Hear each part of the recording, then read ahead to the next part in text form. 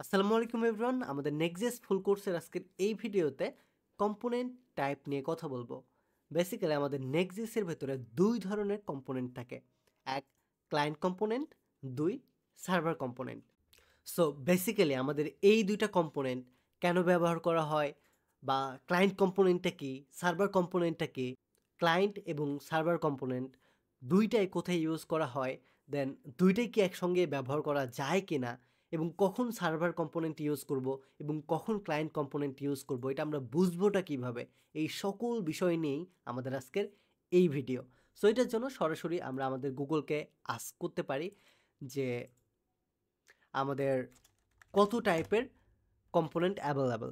So সবার শুরুতে আমাদেরকে বলতেছে যে দুই ধরনের কম্পোনেন্ট অ্যাভেলেবল, একটা হচ্ছে সার্ভার কম্পোনেন্ট আর একটা হচ্ছে ক্লায়েন্ট কম্পোনেন্ট।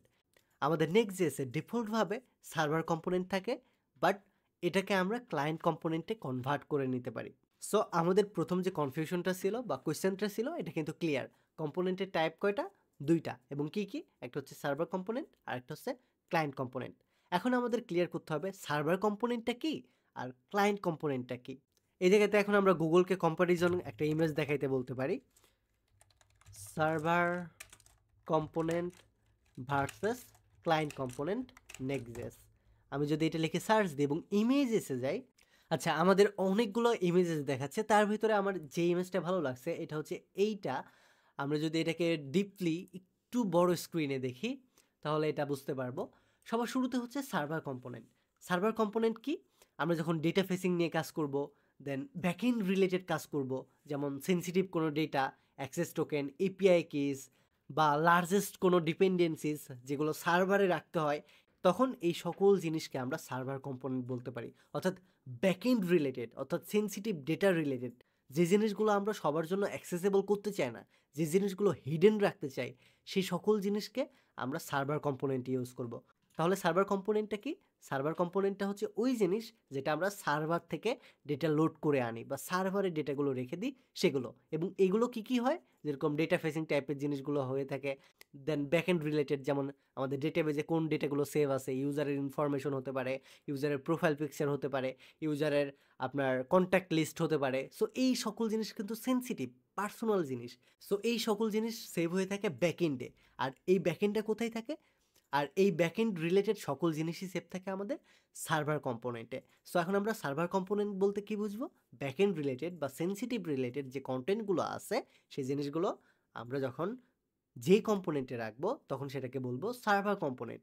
এবং ক্লায়েন্ট রিলেটেড, অর্থাৎ ফ্রন্ট এন্ড রিলেটেড, এই যেমন বাটন হতে পারে, আমাদের লিঙ্ক ট্যাগ হতে পারে, আমাদের ইমেজ হতে পারে, আমাদের নর্মালসে বিভিন্ন পেজেস হতে পারে, যে সকল পেজ আমরা মানুষকে দেখাইতে চাই, ইন্টারঅ্যাক্ট করতে চাই, সেই সকল জিনিসকে আমরা বলতে পারি ক্লায়েন্ট সাইড কম্পোনেন্ট। এই যেমন ইন্টারঅ্যাক্টিভিটি বাড়ানোর জন্য ইভেন্ট লিসেনার ইউজ করি, যেমন অন ক্লিক বা অন সেন্স, এগুলো হচ্ছে আমাদের ক্লায়েন্ট কম্পোনেন্ট, যেগুলো আমরা ফ্রন্ট এন্ডের জন্য ইউজ করি। Then use state, use reducer, use effect, অর্থাৎ ইফেক্ট রিলেটেড যে জিনিসগুলো আছে এগুলো আমাদের ফ্রন্ট এন্ড রিলেটেড। দেন আমাদের ব্রাউজারের জন্য যে এপিআইগুলো ইউজ করি, যেগুলো ডেটা শো করানো, যেগুলো আমাদের ইউজারকে ডেটা শো করাইতে চাই, মানে যেই জিনিসগুলো আমাদের ইউজারকে দেখাইতে চাই, সেই রিলেটেড এপিআইগুলো যদি আমরা ব্রাউজারে শো করাই, তাহলে এগুলো হবে ক্লায়েন্ট কম্পোনেন্ট। দেন আমাদের কাস্টম হুক, যেমন স্টেট বা ইফেক্ট, এই জিনিসগুলো আমাদের ক্লায়েন্ট কম্পোনেন্ট হয়ে থাকে। এছাড়াও এই যে আমরা একটা ইউজার ইন্টারফেস দেখতে পাচ্ছি এই জায়গাতে, এই যে ইমেজটা শো করতেছে, এটা আমাদের ক্লায়েন্ট কম্পোনেন্টটা আমরা রাখতে পারি।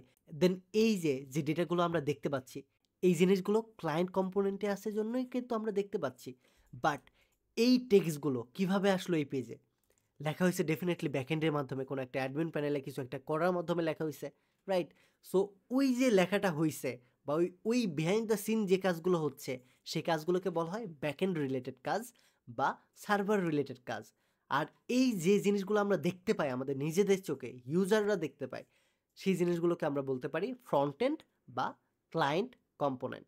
That's it. আশা করি আপনাদের যে এই দুইটা কনসেপ্ট আছে, এই দুইটা কনসেপ্টও ক্লিয়ার হয়ে গেছে। রাইট নাও আমরা কথা বলবো আমাদের যে দুইটা কম্পোনেন্ট আছে, সার্ভার কম্পোনেন্ট এবং ক্লায়েন্ট কম্পোনেন্ট। এই দুইটা কম্পোনেন্ট কি দুইটা একসাথে ব্যবহার হয়? অর্থাৎ সার্ভার কম্পোনেন্টে কি ক্লায়েন্ট কম্পোনেন্ট ব্যবহার করা যায়, আবার ক্লায়েন্ট কম্পোনেন্টে কি সার্ভার কম্পোনেন্ট ব্যবহার করা যায়? Yes, definitely. আমরা চাইলেই দুইটা কম্পোনেন্ট একটা আরেকটার সাথে ব্যবহার করতে পারবো, এতে কোনো সমস্যা নাই। সো এটারও এক্সাম্পল দেখার জন্য আমরা আমাদের নেক্সট.js এর ওয়েবসাইটে আসতে পারি। সো এই যে আমাদের নেক্সট.js এর একটা ওয়েবসাইট, ল্যান্ডিং পেজ। এই ল্যান্ডিং পেজের এই ডেটাগুলো কিন্তু আমাদের স্ট্যাটিক না, এই ডেটাগুলো ডাইনামিক। এই জিনিসগুলোকে কিন্তু আমরা আমাদের অ্যাডমিন প্যানেল থেকে বা ডেটাবেস থেকে যে কোনো সময় কিন্তু চেঞ্জেস করে ফেলতে পারবো। সো এই যে জিনিসগুলো হচ্ছে এগুলো কিন্তু ফ্রন্ট এন্ডের সাথে ব্যাক এন্ড কানেক্টেড আছে জন্যই হচ্ছে, রাইট? এটা কিন্তু একটা ফুল স্ট্যাক সাইট। যখন আমরা একটা ফুল স্ট্যাক সাইট বিল্ড করব তখন কিন্তু এটার স্ট্যাটিক থাকে না, এটা তখন ডাইনামিক হয়। যখন এটা ডাইনামিক হয় তখন কিন্তু সার্ভার এবং ক্লায়েন্ট দুইটা কম্পোনেন্ট একসাথে থাকে। সো এই জায়গা থেকে আমরা বুঝতে পারতেছি যে আমাদের সার্ভার কম্পোনেন্ট এবং ক্লায়েন্ট কম্পোনেন্ট দুইটাই একসাথে ব্যবহার করা যায়।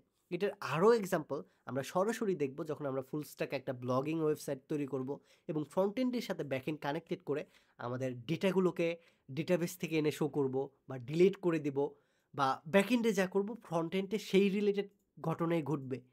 তখন যখন আমরা এই জিনিসগুলো ইন্টারঅ্যাক্ট করে দেখাবো আপনাদের, তখন অ্যাকচুয়ালি আপনারা বুঝতে পারবেন যে দুইটা কম্পোনেন্টই অর্থাৎ সার্ভার এবং ক্লায়েন্ট দুইটাই কীভাবে একটা আরেকটার সাথে প্রত্যক্ষ এবং পরোক্ষভাবে জড়িত থাকে। সো আমাদের এই থিওরিক্যাল ভিডিও এই পর্যন্তই থাকবে। দেখা হবে এর পরের ভিডিওতে, যেই ভিডিওতে আমরা আলোচনা করব আমাদের ফাইল স্ট্রাকচার বা প্রজেক্ট স্ট্রাকচার নিয়ে।